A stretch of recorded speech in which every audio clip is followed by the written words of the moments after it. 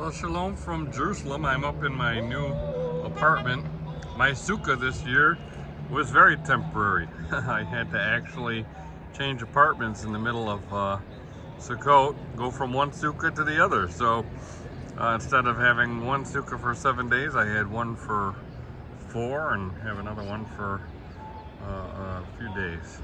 So anyways, it's a beautiful morning in Jerusalem. The weather's been really nice. We had the first rains several days ago, but since then, been clear skies and really nice. I don't know if you can hear it, but some rejoicing in the distance. You know, you hear that all day long as you walk around. There's different gatherings and different people celebrating. Last night when I was walking back from the old city, there was various concerts going on at different places. Those guys are up there in that big sukkah.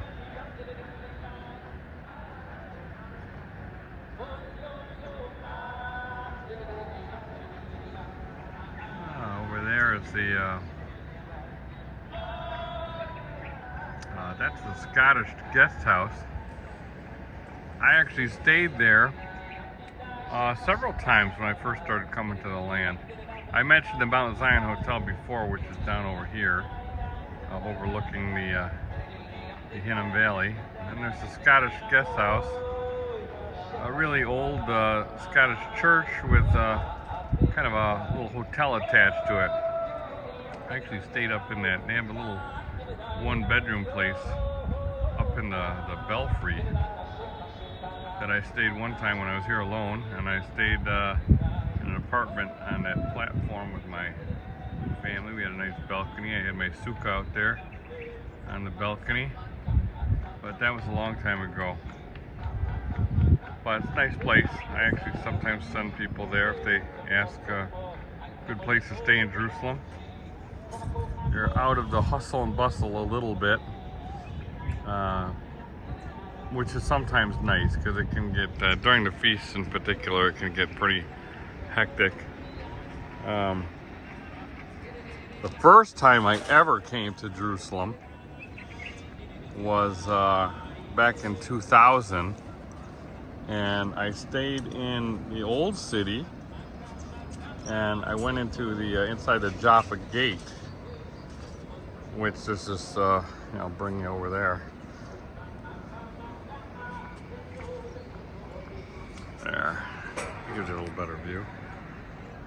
That is the Jaffa Gate. I go in there a lot, and so you'll see a lot of my videos talking about the Jaffa Gate, and you can see it right there. Yeah, you can see all the people going in and out. I usually don't watch it through a camera zoom from here, but yeah, you can see it pretty well. And yeah, inside the Jaffa Gate, you've seen me go in there. And if you hang a right around the Citadel of David here, which really has nothing to do with David, but they call it the Citadel of David. And the real Citadel of David would have been the Milo over in the city of David, other side of the city. But anyways, if you go in here and hang a right around the Citadel of David, and then take a left, you'll be at Christ Church Hotel. It's more of a complex than anything else. You have a church there, obviously, and in that church, I'm not sure if I've done videos in there, but they actually have Yod He Vav He in the stained glass, and they don't have any crosses. They have a menorah, so it's pretty interesting. It's a pretty kosher church if there was one. So anyways, yeah, I stayed there the first time, and I had a car, so it's kind of hard to drive into the Jaffa Gate. They don't want you really going in there very much, so it was interesting, but I probably wouldn't stay there again. But there's different hostels and things inside the Jaffa Gate for backpackers and such. It's real easy and convenient if you're using public transportation. So I might go into the Citadel of David and do a video just so you can see what that looks like in there and around there. But then we have the walls here along the west of the city, which are kind of covered by a tree here, but I've done wall walks around there. I'm probably going to do a wall walk on that. Give you a little video from there. So lots to do. Time starts to run out as you get here in the land and walk about. Days go by and the time seems to go so quickly. So we've got today is 6th day. At sunset is Shabbat, which will be Hoshana Rabbah. The last great day of the feast, the 7th day, not to be confused with Shemini Atzeret, the 8th day. I know a lot of people confuse those two. They think that, oh, since, you know, Shemini Atzeret, the last day, that must be the last great day that Yeshua was referring to when he interrupted the water libation service, but that's not the case.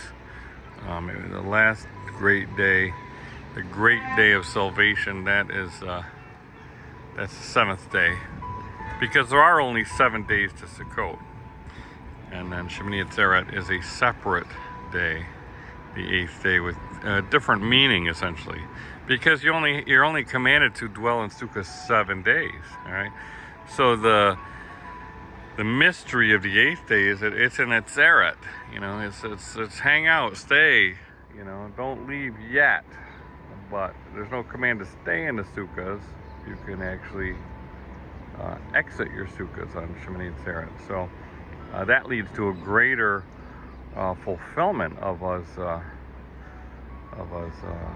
exiting our temporary bodies and dwelling in new homes, exiting the temporary dwellings on this earth and entering into the new Jerusalem, the place that Yeshua has gone to prepare a place for us. So there's huge significance to the 8th day, not to be confused with Sukkot, and not to be combined with Sukkot necessarily. So I think I'll probably write about that more in my newsletter for Shabbat.